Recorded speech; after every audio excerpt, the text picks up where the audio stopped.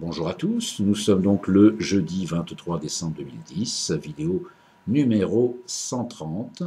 Alors Noël, les sapins, les boules, et j'ai vraiment eu les boules en m'apercevant que TF1 existait encore, et surtout que la chaîne de maçons continuait à œuvrer à la truelle pour que leur clientèle de beauf reste au même niveau. Et en entrant chez moi l'autre soir, après avoir amusé sur scène mon public, qui est bien sûr intelligent puisqu'il apprécie ce que je fais, j'ai allumé ma télé et pour une fois TF1 m'est apparu. Un poste de télévision ne peut pas toujours réfléchir. Et j'ai découvert l'émission Qui veut épouser mon fils.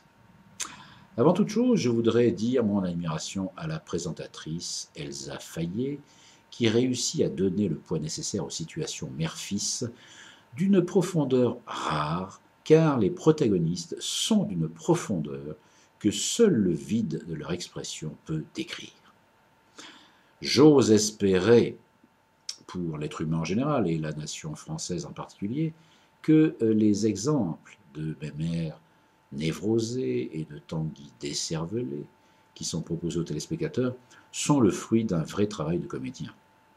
Car le jeune homme se doit au bout du compte de choisir entre sa maman et une pétasse blondasse ou brunasse, en tout cas connasse, qui doit avoir ses cachets pour garder son statut d'intermittent du spectacle.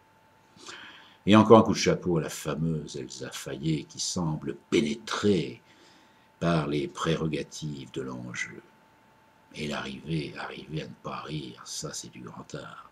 Enfin, ils ont peut-être fait plein de prises pour arriver à ce regard marqué par les questions existentielles qui doivent se bousculer dans l'esprit d'Elsa Fayet. J'ai lu que le concept de l'émission l'avait amusée et qu'ensuite elle avait été touchée par ses rapports mère-fils possessifs. Elle aurait mieux fait de donner le montant de sa rémunération, ça aurait été amusant et touchant. Les mauvaises langues disent que quand on bosse pour TF1, on ne parle pas de cachet, mais de passe. Ce sont des mauvaises langues. Sans doute des aigris qui font le tapin sur Direct 8. Enfin, en regardant la biographie d'Elsa Fayet, j'ai vu qu'elle avait fait des études de journalisme.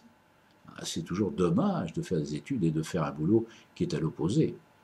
Alors, comme c'est Noël et qu'à Noël, on a envie d'être gentil avec tout le monde, même avec la masse de cons qui regardent TF1, on dira que Qui veut épouser mon fils est une émission très amusante, sur fond d'amour, à voir au second degré, avec une animatrice qui parle avec autant de pertinence que quand elle se tait. Au fait, après ce chef-d'œuvre oedipien, j'ai observé 4 minutes une rediffusion de Koh-Lanta en m'interrogeant.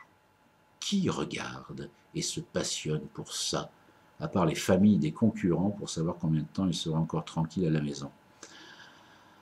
Mais en voyant ces images qui me rappellent que de façon lointaine les paysages d'Auvergne, je me suis dit, c'est beau l'aventure. Et j'ai compris que je ne pouvais pas être séduit par Koh-Lanta, car je n'ai pas l'âme d'un aventurier.